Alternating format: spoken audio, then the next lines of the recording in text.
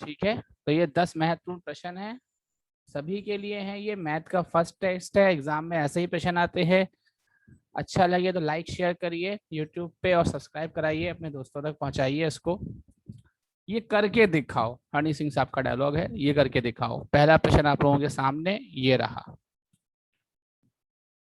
एक बात मैं आपको यहाँ पर बोल दूं कि ये जो लिखा हुआ है ना इस तरीके से, इसे आप समझ गए होंगे, है ना। ये जो इस तरीके से लिखा हुआ है इसे आप लोग समझ गए होंगे। ये लिखा हुआ है बेटा 5/12 प्लस 17/16 प्लस x, ये लिखा है ब्रैकेट में। तो जहां पर भी मैंने इस तरीके से लिखा है आप समझ जाओ ये क्या है, बटे में है, फ्रैक्शन में है, भिन्न में है। इसे हम कहेंगे 13/48, इसे हम कहेंगे 45/46, इसे हम कहेंगे 23/48 और इसे हम कहेंगे 25/48। डू इट, सॉल्व करिए फटाफट इसको।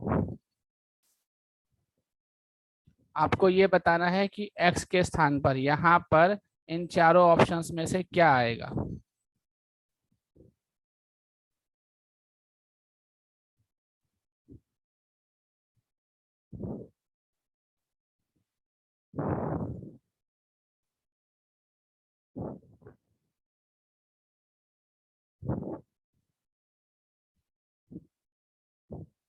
जिसको भी इसका आंसर पता हो आराम से कमेंट कर सकता है।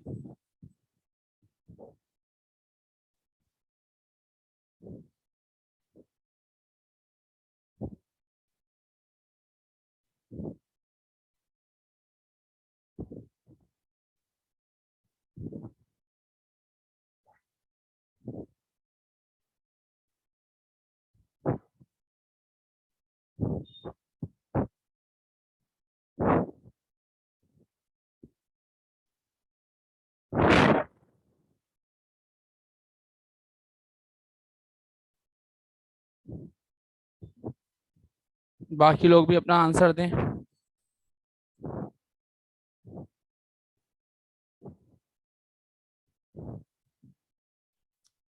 देखिए, जब इस टाइप का क्वेश्चन आया आपने ये ऑप्शंस इसके देखे, यहाँ पर है 13/48, हर 48 है, यहाँ पे 46 है, यहाँ 48 है, यहाँ 48 है। अगर मैं इस क्वेश्चन में यानी कि 5/12, 17/16, ठीक है, इनका हर इक्वल कर दूं, ठीक है, तो हर मैं इनका क्या कर दूं, 48 ही कर देता हूं, ठीक है। तो इंटू फोर इस तरीके से हो जाएगा। और 16 को हम किससे मल्टीप्लाई करें कि 48 हो जाए, 3 से कर सकते हैं, बिल्कुल ठीक है। 16 3 और 17 3। अब बचा, ये तो बीच में प्लस का साइन लगा था, अब बचा था एक्स। एक्स के स्थान पर हम क्या लेंगे, ठीक है। तो अभी मैं आपको बता देता हूं एक्स के स्थान पर आप क्या लेंगे। एक्स के स्थान पर आपका आंसर आएगा 25/48। अब आप इसको सॉल्व कर लीजिए, ये हो गया आपका 20/48, ये हो गया आपका 51/48, ये हो गया आपका 25/48। जब सबके हर समान होते हैं तो हम अंशों को जोड़ देते हैं, ठीक है। 20, 51 और 25 को जब आप जोड़ेंगे, 20 और 51 हो गया आपका 71, 71 में 25 जोड़ेंगे तो आंसर आएगा आपका 96/48। और जब आप इसको काटेंगे तो 48 दूनी 96 होता है। तो हमारे से ऑप्शन में पूछा था एक्स के स्थान पर क्या आएगा, तो एक्स के स्थान पर आपका आएगा 25/48। Option number D is correct answer. Next question फिर आप लोगों को दे रहा हूं, देखिएगा एक बार सभी लोग नेक्स्ट क्वेश्चन को ध्यान से। ये रहा नेक्स्ट क्वेश्चन।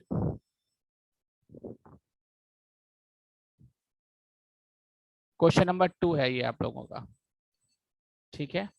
ये क्या लिखा हुआ है, 5/12 प्लस 17/16 प्लस, यहाँ पर x की जगह पे आप लोग लिख लो यहाँ पर x की जगह पे आप लोग लिख लो 25/48। ये क्वेश्चन में टाइपिंग मिस्टेक है। यहाँ पर x की जगह पे पहले ही लिख लो 25/48, क्योंकि ये आप पीछे कर चुके हो। अब आपको इन तीनों फ्रैक्शंस को सॉल्व करना है, इन तीनों फ्रैक्शंस को ऐड करना है। आपको बताना है कि 5/12 में 17/16 और 25/48 जोड़ेंगे तो क्या आंसर आएगा।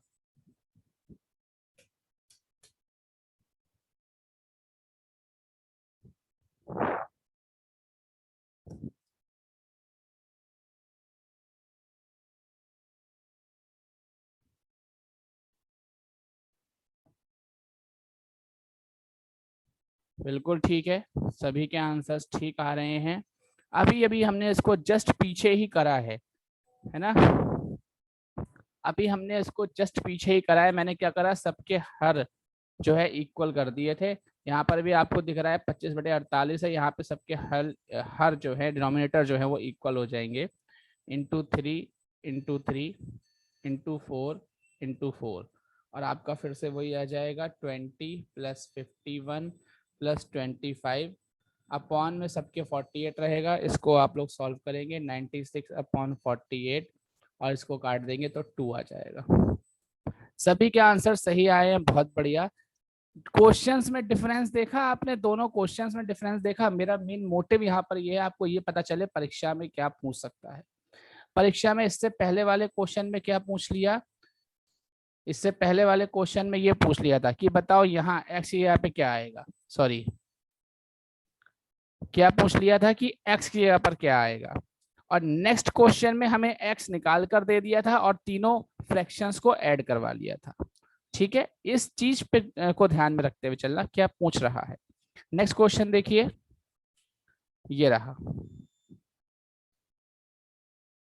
यदि 5 क्रमिक पूर्णांकों को इंग्लिश में इंटीजर कहते हैं, यदि 5 क्रमिक पूर्णांकों का योग 5 हो तो उनमें सबसे बड़ा पूर्णांक s से, ये s है बेटा, ABCD वाला s से किस रूप में संबंधित है। ये है आपका क्वेश्चन नंबर 3।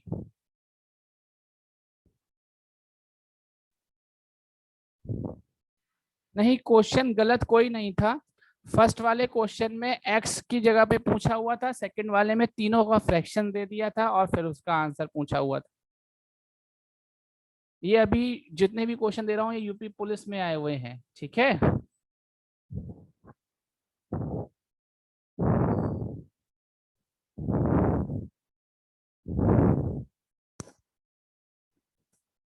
अभी सामने वाले क्वेश्चन को करिए जो आपके सामने है, फिर हम लोग डिस्कस कर लेंगे बाद में।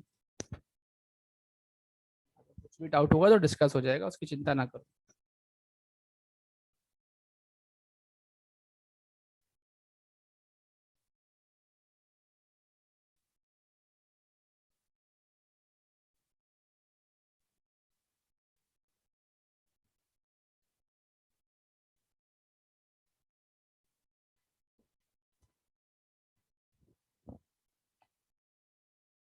सी आंसर आ रहा है बच्चों का।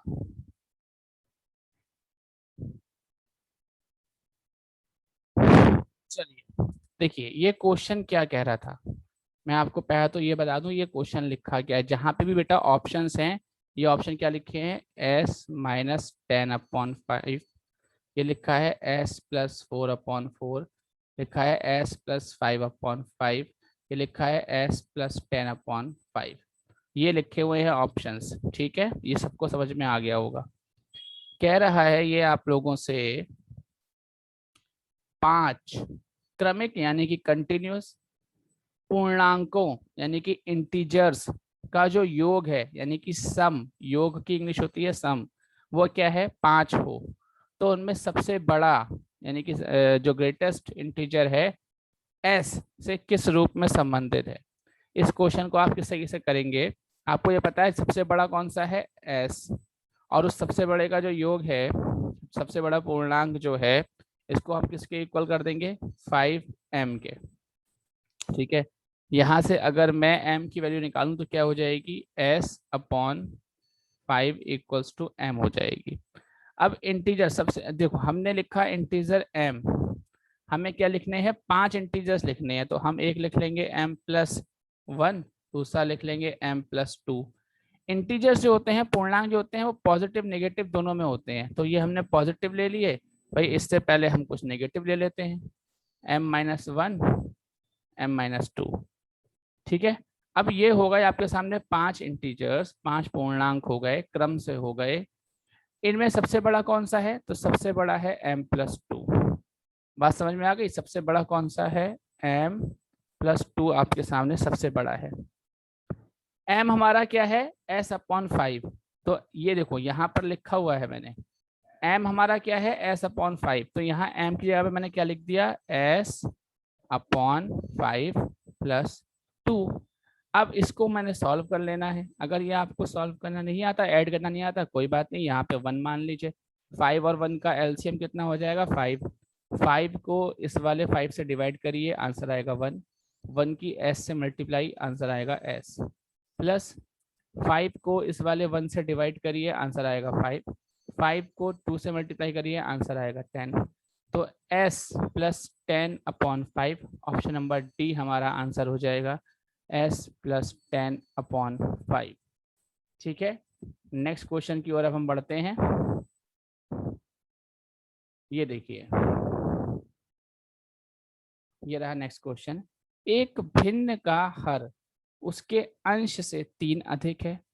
कोई भी बालक, कोई भी विद्यार्थी अगर ये सोच रहा है, सर इस तरीके के को आपने करा ही नहीं, जो हमें चैप्टर पढ़ाया था, ये बातें हमारे मन में आती हैं, ऐसा तो आपने कराया ही नहीं था। तो मैं आपको एक बात बताता हूँ, नंबर सिस्टम एक बहुत बड़ा पोर्शन है। ठीक है, मेरे जो नंबर सिस्टम के नोट्स हैं वही कम से कम 50 से 60 पेजेस में हैं। तो उसमें किस क्वेश्चन को किस तरीके से बनाकर पूछ लेगा, ये किसी को नहीं पता। बस आपको चीज़ों का कॉन्सेप्ट पता होना चाहिए। जैसा क्वेश्चन कह रहा है बेटा, बिल्कुल वैसे ही करते चले जाओ, कोई माई का लाल रोक नहीं सकता आंसर निकालने से। एक भिन्न, भिन्न आप जानते हो फ्रैक्शन, भिन्न का हर, हर मतलब डिनोमिनेटर, उसके अंश, अंश मतलब न्यूमरेटर से 3 अधिक है, मतलब मोर देन 3 हो गया। यदि अंश यानी कि न्यूमरेटर में 7 यानी कि 7 की वृद्धि कर दी जाए, 7 ऐड कर दिया जाए अंश में, न्यूमरेटर में, और हर में 2 की कमी कर दी जाए, डिनोमिनेटर में से 2 माइनस कर दिया जाए, तो परिणाम यानी कि जो रिजल्ट प्राप्त होता है वो 2 प्राप्त होता है। भिन्न के तदनुसार, मतलब इसी के अनुसार जो ऊपर आपको प्रश्न दे रखा है, उस भिन्न के यानी कि फ्रैक्शन के अंश यानी कि न्यूमरेटर तथा हर यानी कि डिनोमिनेटर, दोनों का योग यानी कि सम यानी कि टोटल कितना होगा, 5, 13, 17 या 19। ठीक है, अब हमें यहाँ पर कुछ पता ही नहीं है सर, हमें तो ना तो यहाँ अंश पता है, या ही यहाँ पर हर पता है। पहले तो आप लोग इसको सॉल्व कर रहे हैं, तो इसका आंसर मुझे कमेंट कर दीजिए अगर आ रहा है तो। नहीं आ रहा है तो हम कराएंगे, परेशान होने की कोई बात ही नहीं है।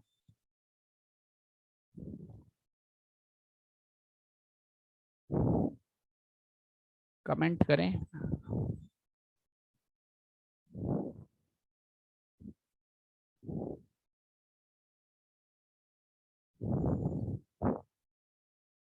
इतनी स्पीड चाहिए? एक बात ध्यान रखो, चाहे तुम एसएससी में बैठो, चाहे किसी एग्जाम में बैठो, बैंक में बैठो, एसएससी में, UP police, TET, CTET, railway, SSC, किसी भी एग्जाम में 30 सेकंड मिलते हैं क्वेश्चन सॉल्व करने के लिए। 30 सेकंड में क्वेश्चन को पढ़ना है, समझना है, अप्लाई करना है, ऑप्शंस पढ़ने, टिक करना है। ठीक है, और हमें इसी स्पीड पे काम करना है 30 सेकंड पे।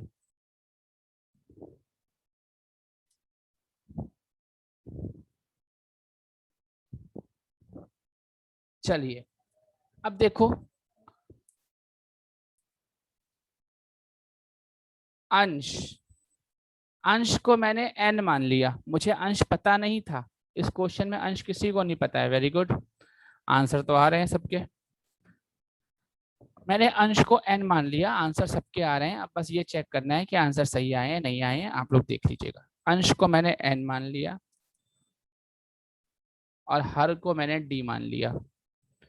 x भी मान सकते हैं, y भी मान सकते हैं, p, q कुछ भी मान सकते हैं। मैंने इस मारे n माना है क्योंकि n फॉर न्यूमरेटर और d फॉर डिनोमिनेटर। तो अंश को मैंने n मान लिया, हर को d मान लिया। क्वेश्चन कह रहा है जो हर है यानी कि डिनोमिनेटर है, अंश से 3 अधिक है, यानी कि डी जो है हमारा डिनोमिनेटर जो है हमारा वो क्या है n+3, न्यूमरेटर में 3 ज्यादा। ठीक है,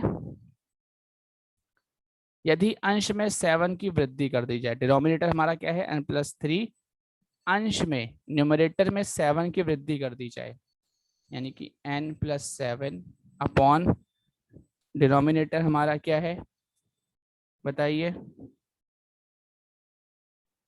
कर दी जाए और 2 की कमी कर दी जाए, हर में से, हर में 2 की कमी कर दी जाए। ठीक है, यानी कि d-2, तो हमारा जो रिजल्ट आता है वो ये आता है। अब आप इसको सॉल्व कर लीजिए, ये आपकी इक्वेशन बन गई है, इसको आपने सॉल्व करना है। तो n+7 अपॉन डिनोमिनेटर हमारा कितना था n+3, और इसमें से क्या माइनस कर दिया था, 2 माइनस कर दिया था, इज इक्वल्स टू 2। ये सबने लिख लिया होगा, n+7 n+3 - 2। ठीक है, n+7 n+3 - 2 बराबर 2, यहाँ तक सबका हो गया होगा। अब देखिए इसे कैसे सॉल्व करना है, n+7 अपॉन 3 प्लस का है 2 माइनस का है, 3 में से 2 चला जाता है तो 1 बचता है, n+1 2, यहाँ 2 के नीचे कुछ नहीं है, 1 मान के तिरछी गुणा कर दीजिए, क्रॉस मल्टीप्लाई। ठीक है, तो ये क्या आ जाएगा आप लोगों का, क्या आ जाएगा n+7 इक्वल्स टू 2 ब्रैकेट में n+1। अब जब आप इसको सॉल्व करेंगे, इसको जब आप सॉल्व करेंगे तो आपका आएगा n इक्वल्स टू 5, डी हमारा क्या हो जाएगा 5 + 3/8। ठीक है, डी हमारा हो गया 8 और n हमारा हो गया 5, तो हमारे हमसे क्या पूछा था, अंश तथा हर दोनों का योग। अंश हमारा कितना आ गया, यानी कि n + d, तो हमने कर दिया 5 + 8 इज इक्वल्स टू 13। बी वाला आंसर जितने लोगों का भी आया बिल्कुल ठीक है। और कोई भी बालक ऐसा जिसको नहीं आया है तो प्लीज़ परेशान मत होना, फिर से करा दूंगा, लेकिन परेशान नहीं होना है। ठीक है, देखो बिल्कुल ठीक हुआ, अच्छी बात है, इसी तरीके से हुआ, कॉन्सेप्ट यही रखा है, तरीका यही रखा है, ये फोकस कर लेना। नेक्स्ट क्वेश्चन की तरफ बढ़ते हैं। ठीक है, एक संख्या को, देखिए आपका पढ़ा हुआ क्वेश्चन आ गया, एक संख्या को क्रमागत 4, 5, 6 से भाग देने पर क्रमशः 2, 3, 4 शेष बचते हैं, वह संख्या क्या है बताइए।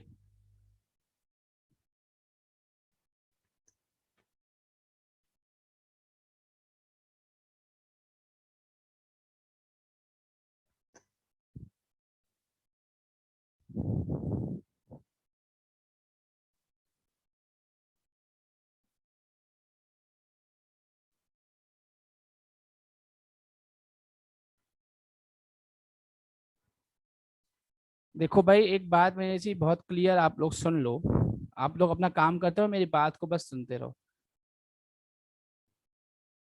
बहुत ही प्रैक्टिकल बात बोलूंगा, एग्जाम बहुत दिए हैं, ये बात ठीक है कि हमारा आंसर आना चाहिए, लेकिन कैसे भी करा हो और आंसर आए ये इसलिए बेटा सही बात नहीं है क्योंकि आपने क्या पैटर्न अपनाया है और उससे आंसर सही ही आएगा, इस बात का कॉन्फिडेंस होना चाहिए। तो आप अपनी बात को संशोधन करके ये कहोगे कि सर हम जो तरीका अपनाएंगे वो एक अपनाएंगे और हमें ये पता है कि इस कॉन्सेप्ट से हमारा आंसर सही आएगा। ठीक है, कैसा भी तरीका नहीं, कोई एक तरीका पकड़ के चलो, उसी से ही सारा काम कर देना है और ये कॉन्फिडेंस रहना है, इससे यही आंसर हमारा आएगा किसी भी एग्जाम में, नॉट ओनली इन मैथ्स। ठीक है, रीजनिंग कर रहे हो तब भी यही है ना। कॉन्सेप्ट क्लियर, एक किसी भी पैटर्न से कर लो, किसी भी फॉर्मूले से कर लो, शॉर्ट ट्रिक से कर लो, लॉन्ग मेथड से कर लो, लेकिन क्लियर करो, है ना। वहां पर क्या होता है परीक्षा में, जब बच्चा परीक्षा दे रहा होता है, मैंने हाल देखा है, अब सीख कर तो आए हैं शॉर्ट ट्रिक यूट्यूब से पढ़ पढ़ के, क्योंकि शॉर्ट ट्रिक का जमाना है, सर ट्रिक बता दो, वहां पहुंचे क्वेश्चन सामने आया ना तो ट्रिक आ रही है ना लॉन्ग आ रहा है, अब बैठे हुए हैं मुंह ताक रहे हैं, कोई आस पड़ोस में सब अनजान बैठे होते हैं, किसी से कह नहीं सकते, बता दो। बाहर आते हैं और मुंह लटका हुआ होता है, दोस्तों को देके मुस्कुराते हैं, अरे मेरा बहुत मस्त हुआ था, मजा आ गया। वो वाला क्वेश्चन तो मुझे आता था। अंदर अंदर छुपाते हैं कि ना तो मुझे ट्रिक से कर मिला, ना मुझे लॉन्ग मेथड से कर मिला। आई होप इस क्वेश्चन का आंसर हो गया होगा।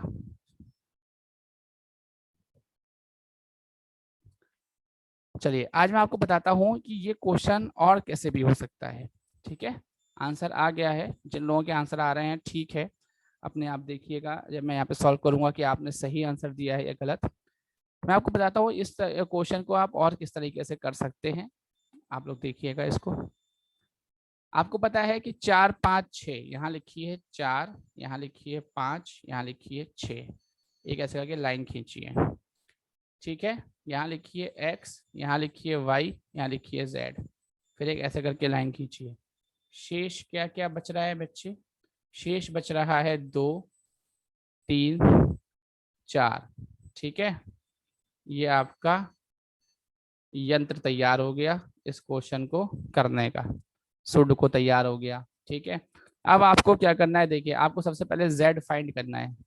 z फाइंड करना है तो क्या कर दीजिए, 6 प्लस 1, सॉरी 6 इंटू 1 प्लस 4, तो क्या हो जाएगा 10। z आ गया हमारा 10, मतलब यहाँ पर हमारा 10 आएगा। अब हमें y निकालना है। ठीक है, तो y के लिए हम क्या करेंगे, y निकालने के लिए हम करेंगे 5 इंटू जेड प्लस 3। z तो हमारा 10 निकल कर आ गया, तो यहाँ कर दीजिए 5 इंटू 10 प्लस 3। ठीक है, ये कितना हो गया 53। y की जगह पर लिख दीजिए 53। अब हमें क्या निकालना है, x निकालना है।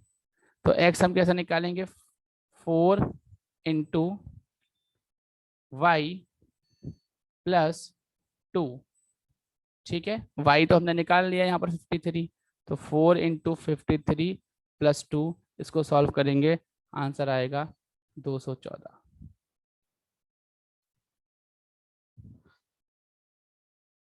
वह संख्या क्या है ये पूछना है, पूछा है यहाँ पर, वह संख्या क्या है। तो 214 वह संख्या है।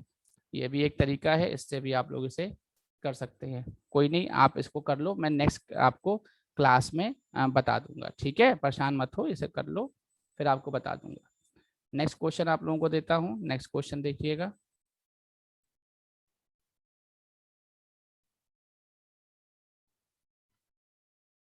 चार 4456 4456 में छोटी से छोटी क्या संख्या जोड़ी जाए कि योगफल 6 से पूर्णतः विभक्त हो जाए। इस टाइप के क्वेश्चंस आपने परीक्षा में बहुत देखे होंगे, यूपी पुलिस में, एसएससी में, रेलवे में। ठीक है, लोअर में या यूपी ट्रिपल एससी के एग्जाम्स में ऐसे क्वेश्चंस पूछे जाते हैं। पेट लेवल का क्वेश्चन है, पेट में भी यही पूछा जाएगा जो आएगा, आगे होने वाला एग्जाम है। 4456 में छोटी से छोटी क्या संख्या जोड़ी जाए कि योगफल 6 से विभक्त हो जाए पूर्णतः। अगर इस टाइप का प्रश्न कभी भी आ जाए तो एक तो प्रश्न में आपको क्या फोकस करना है कि भैया यहाँ पर छोटी से छोटी संख्या की बात कर रहा है, और आपने क्या करना है,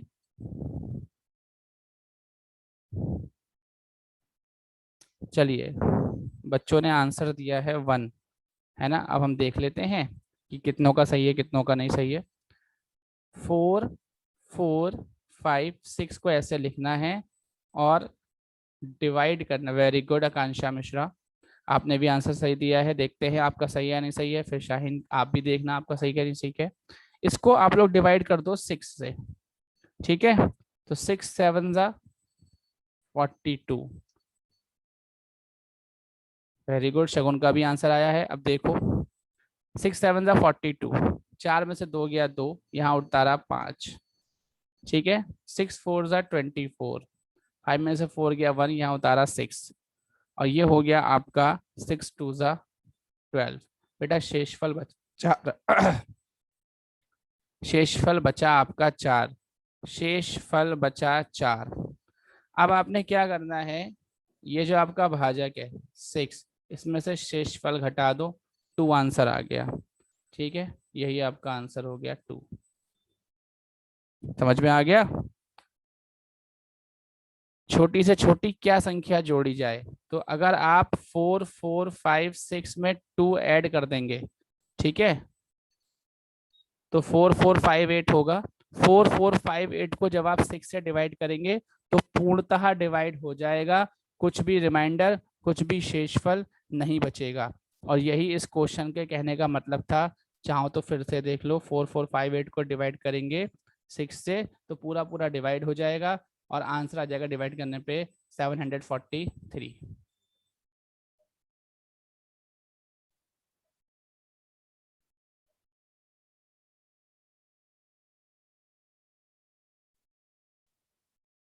ठीक है, चलिए नेक्स्ट क्वेश्चन देखिए आप लोग। अब ये रहा, मैं ये आपको करा चुका हूँ ये वाला, और मुझे अब ये देखना है कि कितनी स्पीड से आप इसका आंसर दे पाते हैं। क्वेश्चन आपको आता है, तरीका आपको आता है, चीजें आपने सीखी हैं, पढ़ा है, आप सबसे पहले आपका दिमाग में क्या आता है, क्या एक्साइटमेंट फील होता है क्वेश्चन देख के, और आप उस एक्साइटमेंट को कंट्रोल करते हुए सही करते हैं या गलत, ये यहाँ देखना है। इसे करिए फटाफट।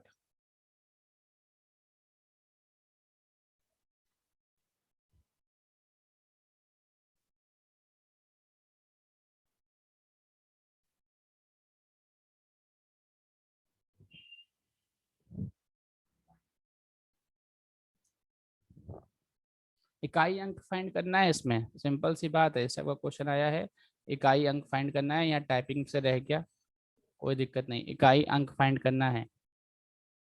यूनिट डिजिट इंग्लिश में कहते हैं, यूनिट डिजिट।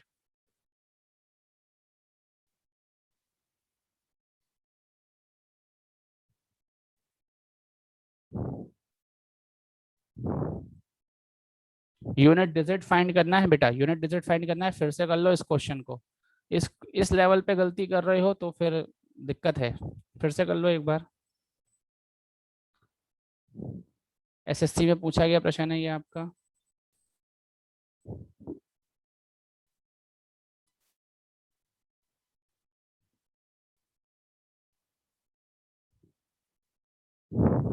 फिर से कर लो एक बार।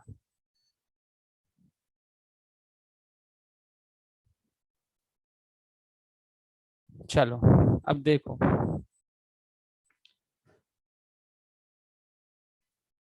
आपको पता है कि मैंने आप लोगों को रूल्स पढ़ाए थे, शायद वो रूल्स आप लोग भूल गए हैं, या इस समय आप उन रूल्स को ध्यान में ना रखकर सिर्फ आंसर पे फोकस करना चाह रहे हैं। क्यों, पता नहीं ऐसा क्यों कर रहे हैं आप लोग।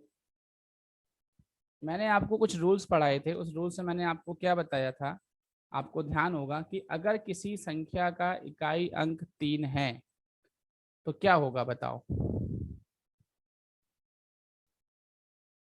अगर किसी संख्या का, के देखो अब सबके आंसर आ गए, अब मैं आप लोगों को बता देता हूँ, ठीक है। अगर किसी संख्या का इकाई अंक 3 है और पावर इस तरीके से दे रखी है, तो इसको 4 से डिवाइड करेंगे, ठीक है। जो आएगा आंसर वो 3 की क्या बन जाएगा, पावर बन जाएगा, और उसको मल्टीप्लाई कर देंगे। तो इस तरीके से करने पर इसका जो इकाई अंक आता वो आता बेटा 1। अब यहाँ देखिए, मैंने आपको बताया था किसी संख्या का इकाई अंक अगर 5 हो तो वही उतर जाता है 5। अब इसे देखिए, किसी संख्या का इकाई अंक बेटा अगर 1 हो तो वही उतर जाता है 1। किसी संख्या का इकाई अंक बेटा अगर 6 है तो 4 से डिवाइड, किसी संख्या का इकाई अंक अगर 6 है तो बेटा वही 6 उतर जाता है। ये मैंने आपको बताया था। यहाँ माइनस का साइन है, यहाँ माइनस कर दीजिए, यहाँ माइनस का साइन है, यहाँ माइनस कर दीजिए, ये प्लस का साइन है, यहाँ प्लस कर दीजिए, ठीक है। अब देखिए, ये प्लस का 6 है, ये प्लस का 1 है, 7 हो गया। माइनस का 5 है और माइनस का 1 है, minus minus plus, sign minus का लगता है, 5 और 1 6, माइनस का, ये प्लस का 7 हो गया। 7 में से 6 घटाएंगे क्योंकि प्लस माइनस माइनस, 1 आंसर आ जाएगा, ठीक है। 1 आंसर आ जाएगा, यूनिट डिजिट 1 हो जाएगा, ऑप्शन नंबर ए हमारा आंसर हो जाएगा। ये बात सभी लोग ध्यान रखिएगा, ठीक है। नेक्स्ट क्वेश्चन देखिए। 71 तथा एक अज्ञात संख्या के गुणनफल में 71 और एक अननोन नंबर है, उसका जब हमने मल्टीप्लिकेशन करा तो उस मल्टीप्लिकेशन में 47 जोड़कर एक न्यू नंबर हमें प्राप्त हो गया, एक न्यू नंबर हमें मिल गया, एक नई संख्या प्राप्त हो गई। उस नई संख्या को, उस न्यू नंबर को जब 7 से डिवाइड करते हैं तो 98 भागफल यानी कि क्वोशंट प्राप्त हो जाता है।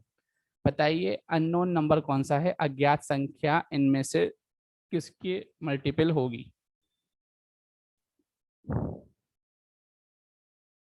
ठीक है, चलिए इस क्वेश्चन को करने की कोशिश करें फटाफट। अननोन नंबर है, अज्ञात संख्या, हमको पता नहीं है क्या है, तो हमने उस अज्ञात संख्या को क्या मान लिया? एक्स मान लिया, है ना, वो मेरी एक्स, मैथ्स में तो एक्स ही मानते हैं। ठीक है, और 71 है, तो ये कह रहा है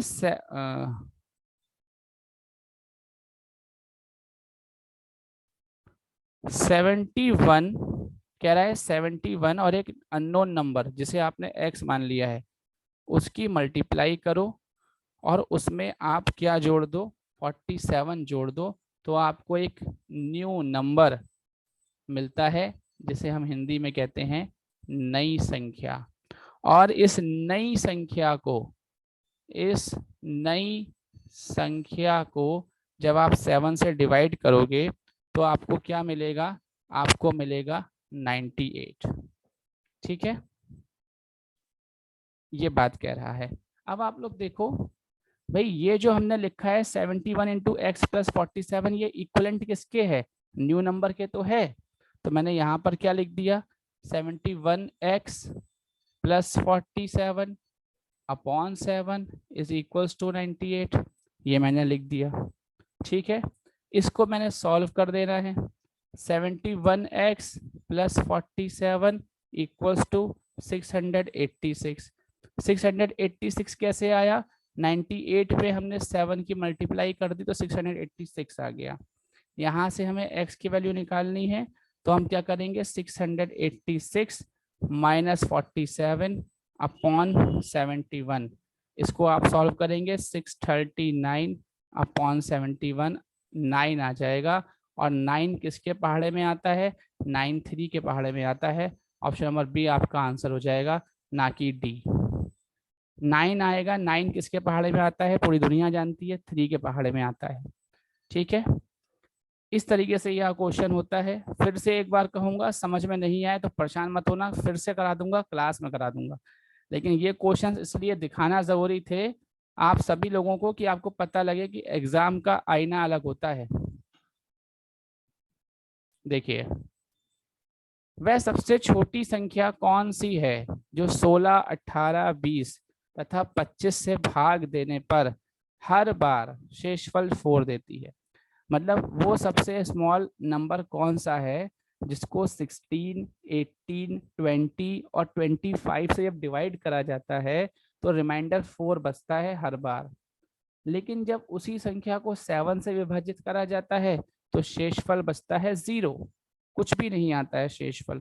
इस तरीके का क्वेश्चन कभी भी परीक्षा में आ जाए, देख लो क्वेश्चन को ध्यान से, इस तरीके का क्वेश्चन कभी भी परीक्षा में आ जाए, ठीक है, तो कभी भी परेशान नहीं होना है। छोटी संख्या है बेटा 7, है ना, और 7 का आपको डिविजिबिलिटी रूल अगर याद है तो आप और जल्दी कर लोगे, नहीं याद है तो हर एक को 7 से डिवाइड करके देख लो। अब ये मत सोचना सर हमें टाइम लगेगा, संख्या देखकर पता लग जाता है 7 से डिवाइड होगी या नहीं होगी। ठीक है, तो अगर आप इन सबको डिवाइड करके देखेंगे तो ए बी सी ये भी नहीं होगी, ये भी नहीं होगी, ये भी नहीं होगी।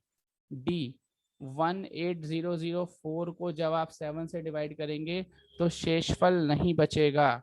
ठीक है, और वही संख्या हमें लेनी थी जिसको डिवाइड करने पर शेषफल ना बचे। 18004 को हमने 7 से डिवाइड करा तो हमारा आंसर आ जाएगा पूरा पूरा 2572, और बाकी तीनों को आप डिवाइड करके देखेंगे तो शेषफल बच जाएगा जब आप 7 से डिवाइड करके देखेंगे।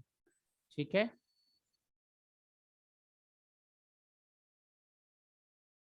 देखिए ये वाला क्वेश्चन, ये आपको कल ही कराया था मैंने, इसको कर लीजिए फटाफट।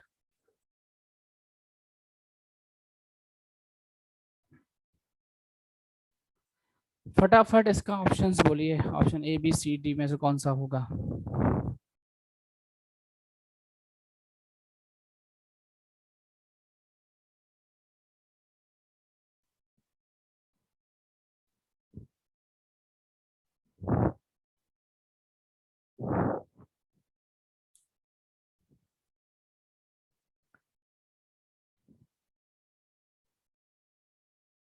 गलत है। मैंने आपको इसमें दो तरीके बताए थे, जो आप तरीका लगा रहे हो अंश और हर वाला, उस वाले तरीके में आपने देखा होगा, अगर क्वेश्चंस को कल आपने पढ़ाई करी है, हर जगह पे अंश 1 था, लेकिन यहाँ पर अंश एक जगह 1 है, एक जगह 2 है, एक जगह 4/5 है।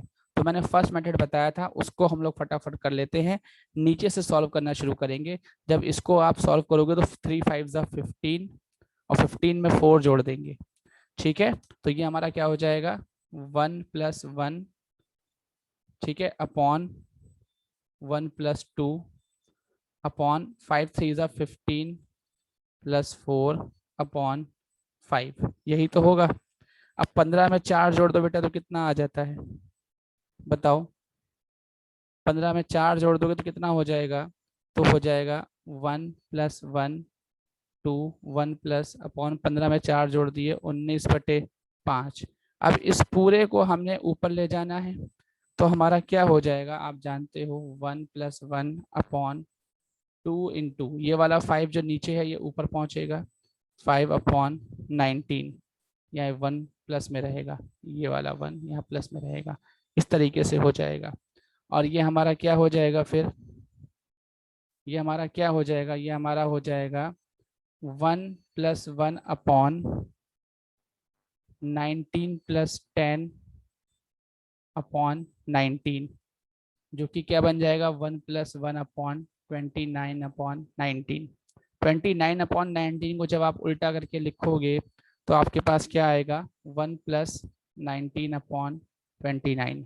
अब 29 1 ज़ा 29 और इसमें 19 प्लस कर दिया तो कितना आता है, 48/29।